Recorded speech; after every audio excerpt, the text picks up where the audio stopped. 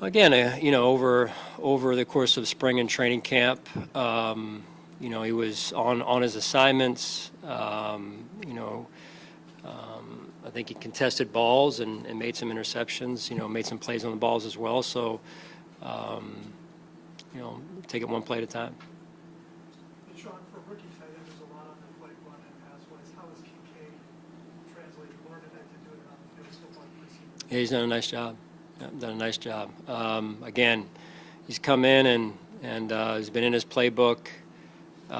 He's in early, stays late.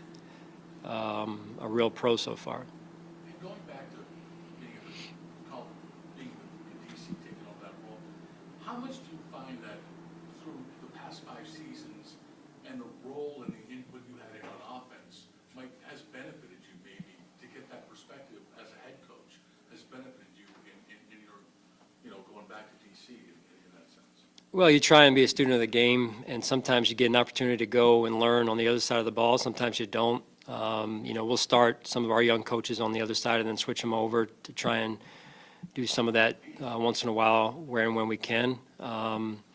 So, when I've gotten an opportunity to do that now in this seat as the head coach, I've enjoyed learning from some really good coaches on the other side of the ball and just trying to be a sponge.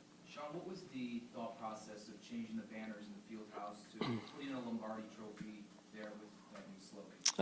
It was just really about us trying to keep our goals in front of ourselves at all times and just taking things one day at a time.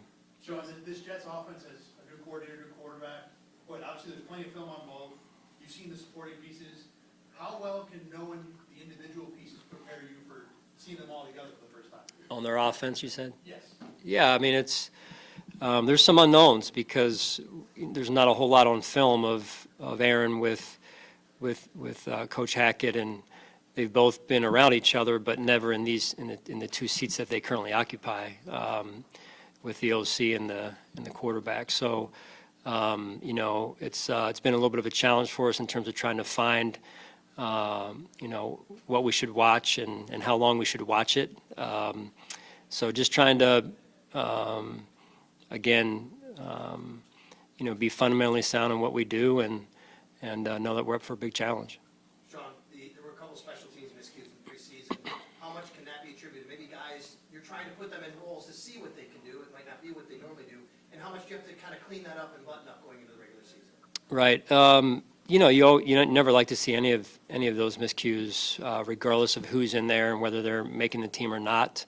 But the urgency that has to follow that or really precedes it going forward is what's important.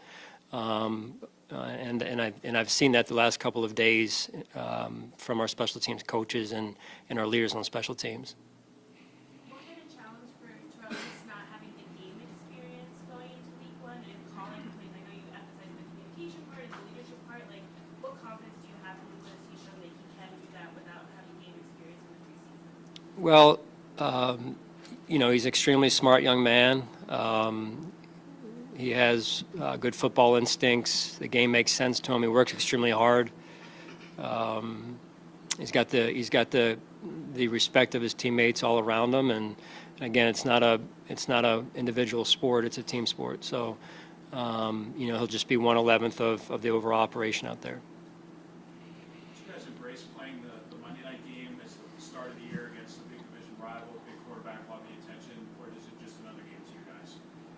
Well, it's the most important game for us because it's the game we're playing this week, and we have a lot of respect certainly for the Jets and their coaching staff, and it'll be pretty special to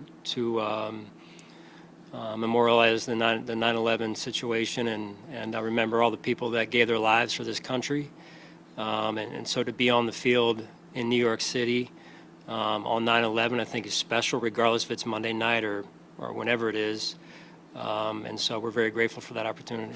Sean, the 9/11 thing obviously sets it apart, but I would ask that question maybe from a different perspective. With all the primetime games that you've played in recent years, with the success that you've had, do you get a sense that your locker room is fully prepared for whatever the environment or that type of thing, based on experience? Well, we'll see. I mean, we've got some work to do this week, so it's a new team, right? It's a new team, and we've got some experienced guys, and yet we've got some inexperienced guys that are going to be playing roles for us here. So you learn a lot about your team when you go through situations like this, and so we just continue to take it 1 week at a time, and in this case, one play at a time. Sean, you clearly have very capable backups, in particular at cornerback. So Bedford gets the start. How do you walk the line of, you got to show Bedford that you have the confidence in him, but at the same time, you know that you've got guys who can step in and do the job still at any point in the game? Well, I think if I understand your question, I think that's what training camp and the spring OTAs and preseason are for. Really, is that competition, but the competition continues. It's just the nature of really the NFL, right? You take it one play at a time, and you control what you can, and you're going to go out there and you're going to have some good plays, and you're going to have unfortunately, some plays you want back, and that's just that. When you're young, you're going to have to grow on the run. Do you ever worry about player loading overs? I think if you're focused on the right thing, if you're focused on where you need to be and what you need to be focused on, you don't have time to look over your shoulder. You've got to focus on what's right in front of you. Aside from the significance of 9/11 and the importance of that in being a primetime game, how would bookends, the last Monday night game, like tomorrow Hamlin possibly, however much time he plays, if he does, I mean, what the relevance of that, knowing that you went from one Monday night and here you are opening the season, Yeah. tomorrow Hamlin being healthy for the most. Yeah, pretty amazing. Again, extremely proud of DeMar and the work that he's put in. Incredible journey to get back to where he is currently, and just super proud of him. All right, thanks, guys.